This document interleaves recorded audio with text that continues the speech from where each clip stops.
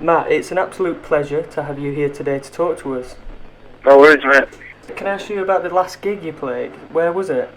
It was in Los Angeles a couple of days ago, yeah. So you've just flown back from there, have you?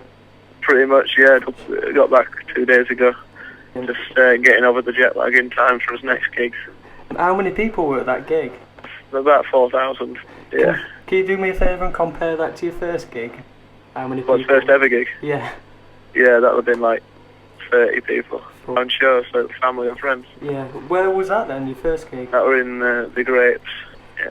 Where did you play in Los Angeles then? It's called the Palladium, Hollywood, yeah. Come quite a way then, from the Grapes to Hollywood. Yeah, absolutely. Do you and the others have any particular rituals before heading out on stage now? No, like we always listen to tunes and stuff, and like nothing in particular though, really. Like just something to get us excited. Yeah. And there's nothing that we have to do yet before every gig, any superstitions or anything. Good. All those years ago now, you were quoted as being a drummer because it was the only thing left. Yeah. In the drummer world, who do you idolise?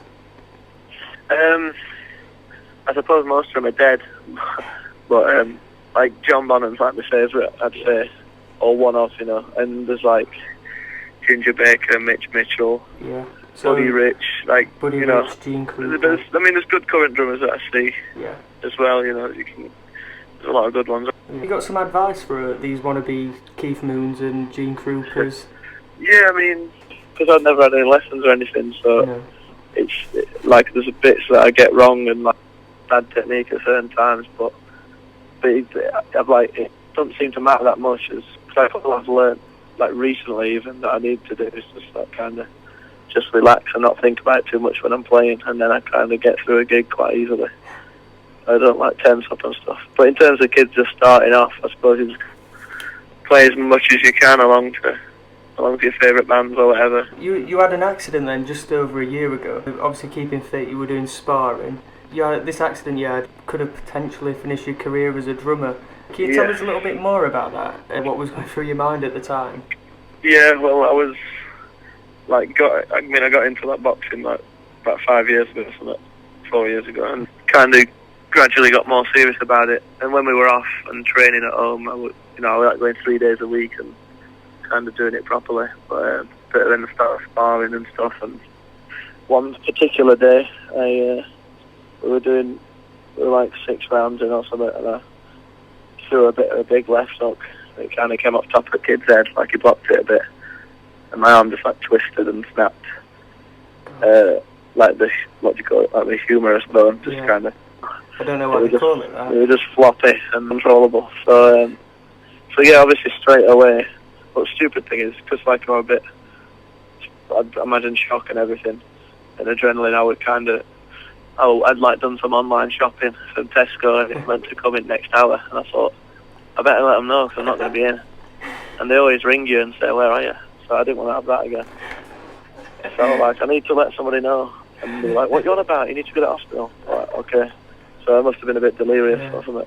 And you went you were straight up to Northern General? Yeah, I went to Northern General. Other kid who I was fighting took me there. So that's the least he could do. Nice, he took me, and I would, I mean, at first they were like, they didn't think it was that bad. They started dislocating my elbow. When they felt it, I was like, no, I think I definitely saw it in the wrong direction. Yeah.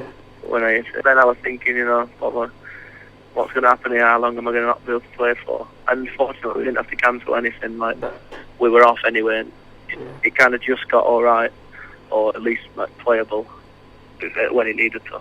So your Tesco wasn't like falling out on porch? He postponed it till 2 hours later on next day. Yeah. Brilliant. He was very understanding. You've got a metal plate inside your left arm now. Is that right? Yeah, quite a big one. Yeah. It was reported back then. You said yourself that you were a bionic drummer, right, and you wanted it to have a positive effect on your playing. Do you think it has?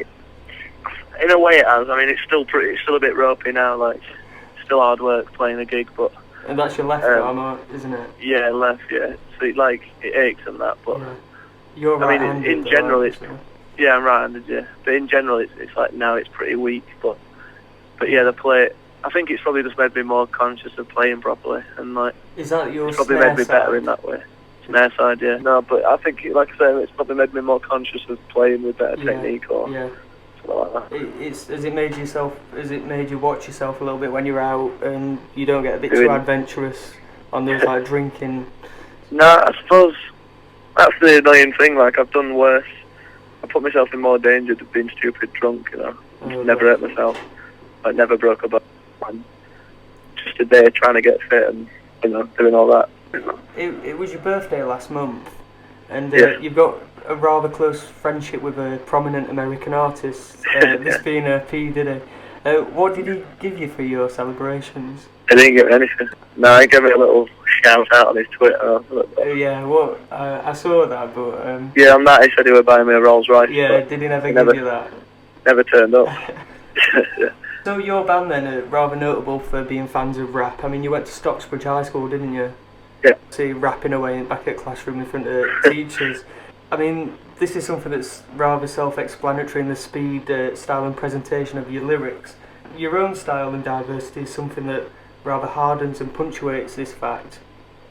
Yeah, I think, like, definitely early on we took a lot from it, you know, like, from rap music in terms of rhythm for me, and I suppose the way that they phrase lyrics is always interesting. Like, they always get a lot more information into there's obviously that inspiration from John Cooper Clarke as well, isn't there? Yeah, exactly, Yeah, like, we used to, like, see him a few times at Boardwalk, and, they're really good. So, yeah, I suppose... Obviously, it's coming up this weekend. It's the big tour gigs down at Don Valley Bowl. There's a lot happening down there. You've got the Vaccines, big London-based band. How did you pick the Vaccines? Well, we kind of thought, you know, they had good tunes that we'd heard before the record had come out. Actually,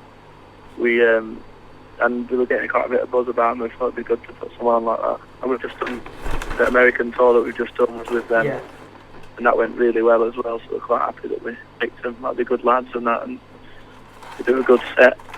Brilliant. Obviously, it's coming up to Tramlines again in July. Are you still heavily involved? No, not really.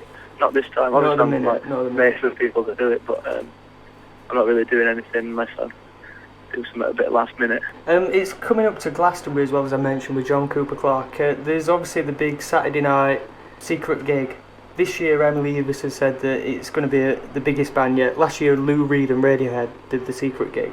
You've got a gap in your schedule for Saturday the 25th between Amsterdam and Luxembourg. Well, we're in, exactly, we're pretty far away. We might try and go down, but... You're doing quite a bit for charity with the Bottle Top Band, and there's that album coming out. You've got your clothes range, Supreme Being.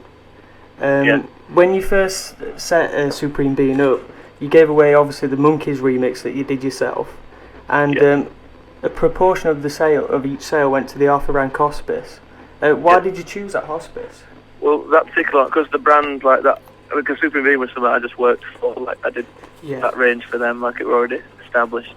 And at that point, I weren't really sure what I wanted to do with it, so it's kind of their choice. I just said, like, whatever cause you fancy doing, I'm happy with. Right, yeah. And obviously, your new album came out yesterday, fourth studio album, Suck It and See.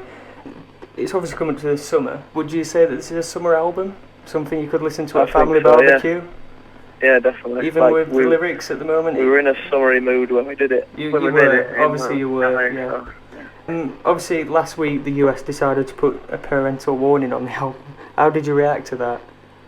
Yeah, we found out about that a bit ago actually, but it's just a bit daft. Obviously it came out last week. I mean, it's seen as something else in other countries, I suppose. It's not translated very well. It's one of those things. Do you think they've got a sense of humour in America? Yeah, I suppose it's just a bit different to ours, maybe.